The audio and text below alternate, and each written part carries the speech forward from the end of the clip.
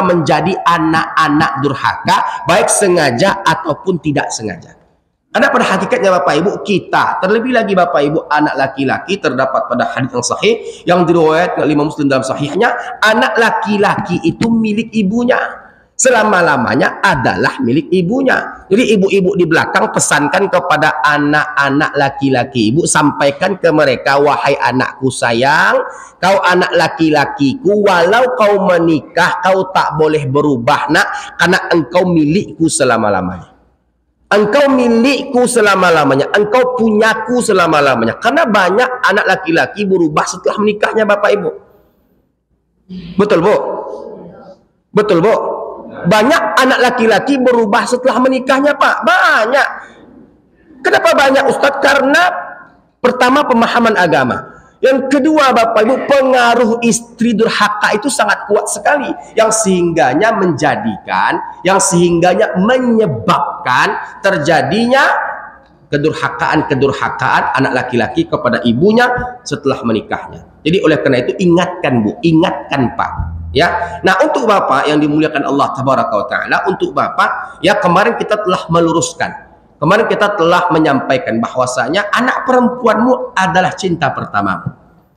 Anak perempuanmu adalah cinta pertamamu dunia dan akhirat. Bahkan kita ambil kalau kita melihat daripada hadits Nabi alaihi salatu wasallam yang diriwayatkan oleh Imam Muslim dalam sahihnya, bahwasanya seorang ayah yang punya anak perempuan, seorang ayah yang punya anak perempuan dikatakan pada lafaz Muslim itu 1, Bukhari 2, dan bahkan kalau kita mengambil dalam kitab Fathul Bari Syarah Sahihul Bukhari itu 3 Bapak Ibu. Seorang ayah yang punya anak perempuan 1, 2 atau 3, lalu dia jaga, dia pelihara, setelah itu dia hantarkan ke pelaminan, dia nikahkan dengan laki-laki saleh, dan anak tersebut aman, anak tersebut bahagia di bawah pembinaannya, di bawah pendidikannya, di bawah kasih sayangnya ayah-ayah seperti ini Bapak Ibu dijamin surga oleh Allah. Jadi bapak-bapak yang punya anak perempuan, bapak jaga, bapak pelihara, bapak kasihi, bapak sayangi, bahkan anak itu tidak pacaran, bapak pelihara pokoknya Pak. Bapak pelihara, bapak arahkan kepada yang baik, bapak berikan kepadanya peringatan kepada yang buruk, bapak ajarkan kepadanya Al-Quran dan segala macamnya sampai menjadi seorang istri salehah dan yang lain sebagainya. Nah anak itu sampai menikahnya Pak, sampai menikahnya seorang ayah berhasil mendidik anak perempuannya, membina anak perempuannya sampai menjadi seorang yang taat kepada Allah, maka bapak-bapak dengan tipikal tersebut itu dijamin oleh Allah surga. Nah begitu Pak. Jadi Bapak Ibu yang dimuliakan Allah, kemarin kita telah menyampaikan bahwasanya ada salah kaprah yang terjadi di tengah-tengah lingkungan kita jamaah. Ada kesalahpahaman yang terjadi di tengah-tengah lingkungan kita. Dan kesalahpahaman ini Bapak Ibu, kesalahpahaman yang sangat akut sekali, yang perlu untuk kita luruskan. Ya, tentang bagaimana baktinya seorang istri kepada suaminya sampai melupakan jasa-jasa ayahnya. Nah, ini Pak yang perlu untuk kita luruskan. Ini yang perlu untuk kita luruskan. Jadi Bapak Ibu, kemarin kita telah menyampaikan bahwasanya anak perempuan itu Bapak Ibu ketika menikahnya, Ibu masih ingat Bu ketika Ibu menikah? Masih ingat Bu? Maharnya masih ingat Bu? Harinya masih ingat Bu? Lauk pauk hidangan ketika nikah masih ingat Bu? Wali ibu siapa? La nikah illa biwaliyin, tidak sah nikah tanpa wali. Siapa wali ibu? Ayah kandung kita. Nah harinya, lauk pauknya, makanannya, santapannya, saksinya, maharnya, semua kita masih ingat akan peristiwa itu. Ibu masih ingat ketika ayah ibu berkata kepada suami ibu, contohnya, wahai fulan. Apa jawab suami kita Pak? Iya Pak. Kan gitu. Aku nikahkan engkau dengan putri kandungku Fulanah binti Fulan dengan mahar yang disebutkan dibayar tunai. Apa jawab suami kita Bu? Aku terima nikah dan kawinnya Fulanah binti Fulan dengan mahar yang disebutkan dibayar tunai. Nah, jadi oleh karena itu Bapak Ibu, pada hari itu, pada saat itu, yang berpindah itu Pak, yang berpindah itu Bu, tanggung jawab. Buka kitab Al-Fiqhu ala Madhahibil Arba'. Buka kitab Al-Fiqhul Islami wa Adillatuh. Buka fatwa-fatwa ulama sampai dengan fatwa Syekhul Islam Ibnu Taimiyah rahimahullah. Buka fatwanya Bapak Ibu. Jadi yang pindah pada hari itu tanggung jawab. Tanggung jawab anak perempuan sebelum menikahnya itu sebelumnya berada di bawah tanggung jawab ayah kandungnya, sandang pangan papannya. Setelah menikah tanggung jawab itu berpindah kepada suaminya. Adapun baktimu, cintamu kepada ayahmu tak boleh berkurang. Ada pula saya mendengar kaji Pak, saya terus terang bukan membunuh karakter ustadz ataupun dai. Kadang-kadang Pak, kalau kita itu memahami hadits Pak, atau kalau kita memahami sebuah dalil, pahami dalil bukan hanya satu pintu saja Pak, tapi pahami dari sumber-sumber atau pintu-pintu yang lainnya, yang sehingganya apa? Kita dapat menjadi orang yang berkompromi dengan perbedaan pendapat. Jadi Bapak Ibu yang dimuliakan Allah, saya pernah mendengar sebuah kaji atau penyampaian ustadz bahwasanya kalau sudah menikah, taatnya istri kepada suami itu mutlak dan tak perlu lagi taat kepada ayahnya. La haula wala quwata illa billah. Tak perlu lagi taat kepada ayahnya. Dah, dia mengambil sebuah hadis atau sebuah dalil yang diriwayatkan oleh Imam Muslim dalam sahihnya, andai kata ada perintah sujud, ya Bapak Ibu ya, kalau kita buka dalam lafaz Muslim atau At-Tirmidzi atau Ibnu Majah, bahwasanya andai kata ada perintah sujud antara manusia dengan manusia, maka kuperintahkan seorang istri sujud kepada suaminya. Sujud di situ Pak, secara narasi dan konotasi makna ijmali para ulama khilaf. Maksud sujud, ya kalau kita membuka pendapat daripada Imam Ibnu Qudamah dalam kitab Al-Mughni, sujud maknanya memuliakan, bukan menyembah Pak. Sujud maknanya muliakan dia ketika dia mentaati Allah, tinggalkan dia ketika dia mendurhakai Allah. Jadi Bapak Ibu bukan kebablasan, bukan mutlak. Lihat dia ketika dia mentaati Allah, taati dia. Ketika dia mendurhakai Allah, tinggalkan dia. Selesai masalah. Jadi oleh karena itu Bapak Ibu, jangan sampai kita kebablasan, jangan sampai kita salah kaprah dalam memahami dalil. Terlebih lagi Pak, ada pula katanya hadis. Ya, hadis yang diriwayatkan oleh Al-Imam Ad-Dailami katanya Bapak Ibu, tapi ketika kita cari, ketika kita telusuri, ketika kita dapatkan hadis tersebut ternyata palsu. Palsu. Ya, dan juga kalau kita buka di kitab-kitab induk hadis tidak kita temukan pada Bukhari, Muslim, Abi Daud, An-Nasai, Ibnu Majah, Ad-Darimi, Al-Bazzar, Al-Hakim, Ahmad bin Hanbal yang terdapat di dalam Al-Musnad, bahkan bukan pula terdapat pada Musnad Imam Abi Ya'la, bahwasanya ada seorang anak perempuan. Anak perempuan ini Bapak Ibu dikisahkan ketika itu ditinggal perang oleh suaminya. Suaminya berada di medan perang. Lalu di satu sisi dia punya ayah yang sedang sakit keras. Bersebelahan rumahnya Pak, ini rumah anak perempuan, di samping itu juga ada rumah ayahnya. Ayah itu sakit keras, nah sampai menyebabkan kematiannya. Nah anak perempuan itu tak keluar rumah saking patuhnya kepada suami ketika ayahnya meninggal dunia, yang sehingganya tak bisa melayat ke rumah ayahnya sampai dengan pemakaman ayahnya atau proses penyelenggaraan jenazah. Nah yang menyebabkan apa? Dia tak bisa menghadiri pemakaman penguburan ayahnya. Nah karena baktinya kepada suaminya, maka sang ayah dimasukkan ke dalam surga. Pernah nggak ibu mendengar hadits populer seperti ini Bu? Pernah Bu? Hadits palsu, hadits palsu. Itulah kenapa Bapak Ibu kita perlu belajar ilmu hadits, mustalah hadits, dhawabitul jarh wa ta'dil, supaya kita tak bisa ditipu Pak dengan narasi-narasi palsu yang dikemas, yang dibentuk sebagai menjadi sebuah hadits. Jadi Bapak Ibu yang dimuliakan Allah, hadits palsu dibantah oleh dua dalil yang sahih. Pertama, dalil Al-Quran. Allah Tabaraka wa Ta'ala berfirman, "Wawasainal insana biwalidayhi ihsana." Terdapat pada Al-Ahqaf dan surat Luqman, kami perintahkan, kami wasiatkan untuk manusia siapapun itu, mau laki-laki ataupun perempuan, untuk berbakti dan berbuat baik kepada kedua orang tuanya.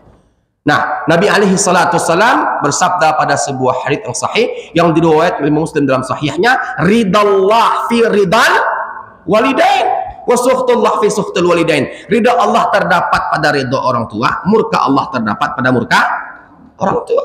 Dikatakan orang tua itu Bapak Ibu adalah ibu dan ayah, dan ibu ya tetap wajib berbakti kepada ayah ibu.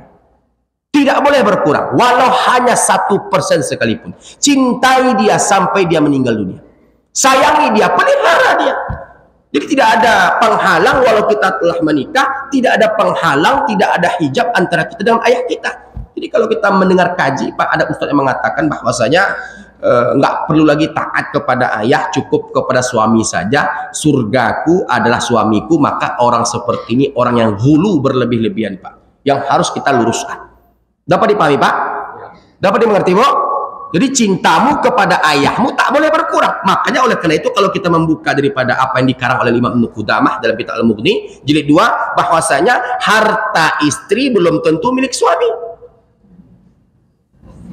Pak, oh Pak, kok cemberut, Pak? Harta istri belum tentu milik suami. Harta suami sudah pasti milik istri. Paham kaidahnya, Pak? Saya ulang sekali lagi. Nggak apa-apa, Pak. Besok Pak Julian nggak ngundang saya lagi, nggak apa. Harta istri milik suami. Harta istri belum tentu milik suami. Harta suami sudah pasti milik istri. Paham, Bapak Ibu? Apa yang Bapak berikan kepada istri, ya, apa yang Bapak berikan kepada istri haram untuk Bapak tarik kembali. Apa yang telah Bapak persembahkan kepada istri, buka kitab Fiqh Sunnah yang dikarang oleh Imam Syekh Sabiq. Apa yang telah Bapak berikan kepada istri haram untuk Bapak ambil kembali. Harta istri belum tentu milik suami. Harta suami sudah pasti milik istri. Jadi, Bu, Al-Imam Ibnu Qudamah dalam kitab Al-Mughni, seorang istri memberikan belanja nafkah, uang, hadiah kepada ayah kandungnya, kepada ibu kandungnya, dan sumber harta itu adalah mutlak milik istri, kepemilikannya adalah milik istri, pencarian istri, gaji istri, profit keuntungan dagangnya, intinya yang diberikan kepada keluarga kandungnya adalah murni harta milik istri, tidak ada campur tangan suami. Nah, istri tersebut memberikan uang belanja kepada keluarganya, kepada ayah kandungnya, kepada ibu kandungnya, tanpa sepengetahuan suami, itu tidak bisa dikatakan sebagai pelanggaran di dalam syariat Islam. Paham, Bu? Uang ibu mutlak milik ibu, pencarian ibu, gaji ibu, tidak ada campur tangan suami di situ. Ibu berikan kepada kedua orang tua kandung ibu tanpa sepengetahuan suami, maka itu tak bisa dikatakan sebagai pelanggaran di dalam syariat Islam. Harta istri belum tentu milik suami. Suami ketika minjam uang kepada kita, Bu, wajib untuk dipulangkan. Wajib untuk diganti. Nggak boleh tidak. Paham, Bu? Nah, adabnya, Bu, tentunya lebih baik memberitahu suami apapun yang terjadi, tapi itu bukan menjadi patokan mutlak yang harus kita izin terlebih dahulu. Lain cerita, Bu, contohnya harta itu milik berdua, motor milik berdua, mobil milik berdua, rumah milik berdua. Datang orang tua kita, "Nak, pinjamlah mobil." "Ah, sebentar ya, Pak, sebentar ya, Ma, aku izin ke abang dulu, karena mobil ini milik berdua, motor milik berdua." Artinya barang kepemilikan berdua. Dalam kitab Fiqh Sunnah tentunya ibu harus pamit terlebih dahulu kepada suami. Nah, sekarang uang itu uang ibu. Semenjak gadis, uang tabungan kita, uang gaji kita, profit keuntungan kita, hasil usaha dagang kita, kita berikan ke ayah kita, kita berikan ke ibu kita tanpa sepengetahuan suami kita. Itu bukanlah perkara yang dilarang di dalam syariat Islam. Hukumnya boleh-boleh saja. Jadi apa yang telah Bapak berikan ke ibu, apa yang telah Bapak persembahkan ke ibu, haram hukumnya ditarik kembali, nggak boleh, Bu. Contohnya, ibu diberikan belanja oleh Bapak 5 juta rupiah sebulan. Ibu pandai menghemat, ibu pandai berhemat, ya. Ibu habiskan 4 juta, 1 juta berhasil ibu tabungkan. Selama setahun 12 juta, itu milik ibu. Jadi apa yang diberikan oleh suami kepada ibu mutlak menjadi milik ibu. Mutlak menjadi milik Bu, maka oleh karena itu Bu, kalau saya boleh saran dan saya mengambil dari kalam para ulama, termasuk diantaranya fatwa-fatwa yang ada pada Al-Lajnah Ad-Daimah lil Buhuthil Ilmiyah wal Ifta, Komisi Fatwa Kerajaan Saudi Arabia, Bu, kalau beli apa-apa atas nama kita. Paham Bu? Atas nama kita. Rumah atas nama kita, bukan kredit. Ya, mobil atas nama kita, motor atas nama kita, atas nama istri. Atas nama istri yang sehingganya apa? Kepemilikan menjadi milik istri. Suami yang sayang, suami yang pengertian, tentunya dia menyediakan semua keperluan, semua kebutuhan istrinya, dari yang paling kecil sampai yang paling besar. Paham Bu? Jadi apa yang diberikan oleh suami kepada istrinya haram untuk ditarik kembali. Nah, yang berikutnya, harta suami sudah pasti milik istri. Nah, bagaimana konsepnya itu Pak? Kok bisa begitu? Pak, bapak yang tak berlaku adil dengan istri alias pelit atau dedekut atau sampili karyang, bapak-bapak ya, di dalam harta yang bapak tahan itu ada hak ibu yang boleh ibu ambil. Contohnya Bu, saya kalau boleh bertanya nih Bu ya, 50.000 seminggu cukup Bu? Cukup Bu? Masa nggak cukup Bu? Cukup. Cukup Bu. 50.000 biaya makan 1 minggu. Berarti kalau 1 bulan 200.000 rupiah. Cukup Bu? Cukup. Cukup kan Pak Julian? Cukup. Kenapa nggak cukup Bu? Apa alasannya? Hah? 50.000 1 minggu berarti 200.000 sebulan. Cukup Bu? Bisa Bu, insya Allah bisa, insya Allah cukup. Apa alasannya Ustadz? Pertama ya Bu ya, kenapa saya katakan cukup? Paginya ibu sarapan pakai energen, harganya berapa Pak? 1.500. Siangnya nasi pakai garam. 1 bulan Pak Julian masuk rumah sakit awal bros. Masuk rumah sakit awal bros, asam lambung naik Pak, atau kena emah. Akan begitu Bu. Uang belanja yang tidak cukup dikarenakan kebutuhan. Lagi dan lagi kita mengambil fatwa Syekh Muhammad bin Salih Al-Utsaimin rahimahullahu tabaraka ta'ala dalam Fatawa Nurun ala Darab. Ibu diberikan belanja oleh suami 1.500.000 rupiah sebulan. Cukup Bu? Di situ uang bensin, di situ uang token, di situ semuanya, bahkan di situ skincare Ibu. 1.500.000 rupiah. Ya, kurang. Uang itu pastinya kurang, bukan berarti kita nggak qanaah Pak. Memang kurang. Minyak dah berapa, beras dah berapa. Makanya Bu, sesekali Bu ya, bawa bapak ke pasar supaya bapak tahu harga kebutuhan pada naik. Jangan sampai bapak tuh berburuk sangka, istriku kok dikasih uang nggak cukup. Tentu nggak cukup Pak, 1,5 sebulan Pak. Bawa bapak ke pasar Bu, kenalkan bapak ke bahan-bahan kebutuhan sembako rumah tangga yang sehingganya bapak paham akan kebutuhan kita di dapur dan yang lain sebagainya. Nah, ibu-ibu yang dimuliakan Allah Tabaraka wa Ta'ala, ketika ibu dikasih jatah uang belanja 1,5 sebulan, sementara suami mampu Pak, kerjanya di PT Pertamina Hulu Rokan, PHR. Dia mampu Bapak Ibu, dia bisa memberikan lebih, sementara ditahannya hak istrinya Pak, dikenakan pelit dan perhitungan. Gajinya 10 juta rupiah, belum ditambah tunjangan dan lain sebagainya, yang sehingganya kalau kita totalkan itu sekitar 20 juta rupiah. Dikasihnya istrinya 1,5. Dan tidak dia tambah-tambah, pelitnya minta ampun. Bu, ibu ambil uang suami tanpa sepengetahuannya, ibu nggak bisa dikatakan sebagai seorang pencuri. Pak Bapak, tolong amankan dompet Bapak mulai sekarang. Itu fatwa Syekh Utsaimin. Paham, Bu? Saya ulangi sekali lagi. Gaji suami 10 juta rupiah. Ditambah tunjangan lainnya menjadi 20 juta rupiah. Dia mampu memberikan lebih untuk ibu. Diberikannya 1,5 juta sebulan. Enggak cukup. Ya, enggak cukup, enggak enggak memungkinkan untuk memenuhi semua kebutuhan bahkan sampai ke dapur. Nah, ibu ambil uang suami tanpa sepengetahuannya, tentunya sesuai dengan kebutuhan ibu, tentunya sesuai dengan keperluan ibu, ya. Tentunya nggak mungkin pula ibu ambil semuanya, Bu. Ini pencuri namanya nih, Bu.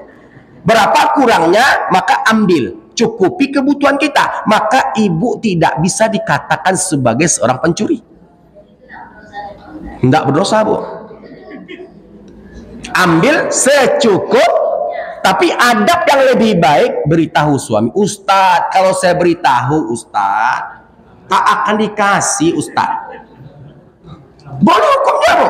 Bapak, bagus Pak, terus terang Pak, mulai sekarang Bapak transparan Pak, kasih ibu uang cukup-cukup. Kalau tidak Pak, alamat nanti dompet kita akan diambil oleh istri kita. Ibu jangan pula sampai salah paham. Kajian kami pagi hari ini di Masjid Dakwah dengan tema istri boleh mencuri uang suami. Ini parah pula, Bu, ya.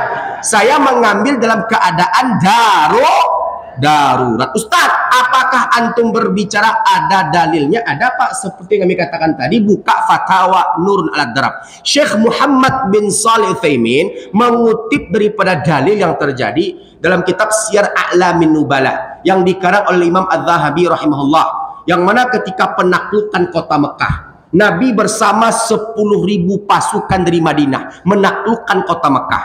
Sampai-sampai ketika itu Pak Julian, Nabi berkata, yang masuk Ka'bah dia aman, yang masuk rumah Abu Sufyan dia aman, yang masuk rumahnya sendiri dia aman. Nah, ketika itu